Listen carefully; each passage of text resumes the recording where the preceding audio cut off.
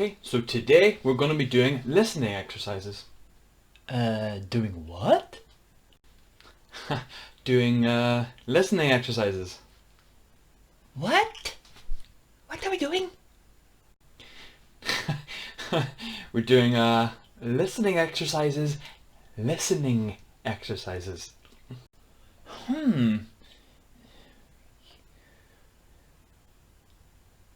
are we doing?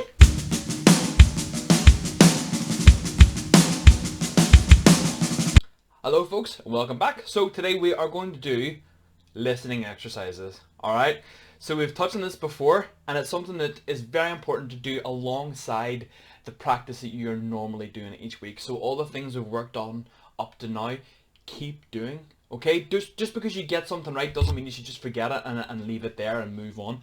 Always go over things, because that's how you get better, by repeating things and going over and over.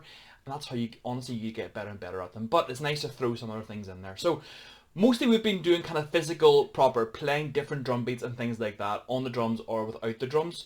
And we've touched a little bit on written music, but a really important part of playing drums, and especially when it comes to reading music, is using listening exercises. So it's seeing what the click track is doing, but also watching it on a page and knowing exactly when you have to play the drums, okay? Because half the battle is knowing what all the notes are on the stave, but being able to play them along to a beat and in time is another kind of big challenge. So today we're going to do listening exercises using our right hand, left hand and right foot, because they're the ones we use most of the time. You use your left foot open and closing hi-hats, or if you ever get to the point where you're using double pedals, you can do double kick drums with your left foot, but mostly it's your right hand, your left hand and your bass drum. So we're going to do some listening exercises. I'm going to show you how to do them first of all, but also I'm going to have a whole list of different exercises for you to try as well. Okay, let's give it a go.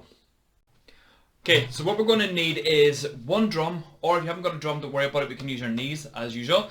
But preferably a bass drum and a snare drum. That should be kind of all you need, alright? And if you have two drumsticks, obviously two drumsticks are better, but you're probably for this only going to need one.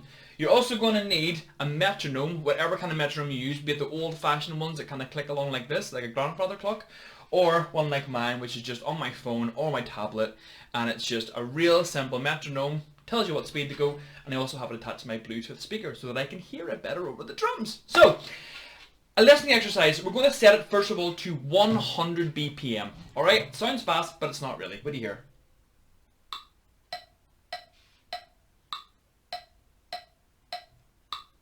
Easy, right? Not very fast. Now, what we're going to do with that is we're going to try and show you a bunch of different listening exercises written out. Alright, but I'm going to show you a really basic one now. So, in this one, it's going to have a beat, space, beat, space. Okay? Now, I'm not going to write it on the bar or on the stave, whether it's going to be bass drums or snare drums, okay? Because this is really a chance for you to be creative. So it's just going to be a note. And you can choose whether that note's going to be a snare drum or a bass drum or top tom, floor tom, hi-hat, whatever you can choose. Okay? So, let's start at 100 BPM. And the first one, I'll show you now. Alright, so you can see it here. It's got a click. Here we go. Play it again. 1, 2, 3, 4.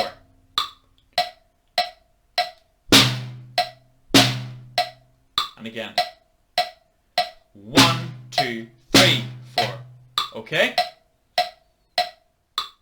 Alright, so that's the basic idea. Now, you can do it with each beat being a bass or a snare. You can do it whatever you want.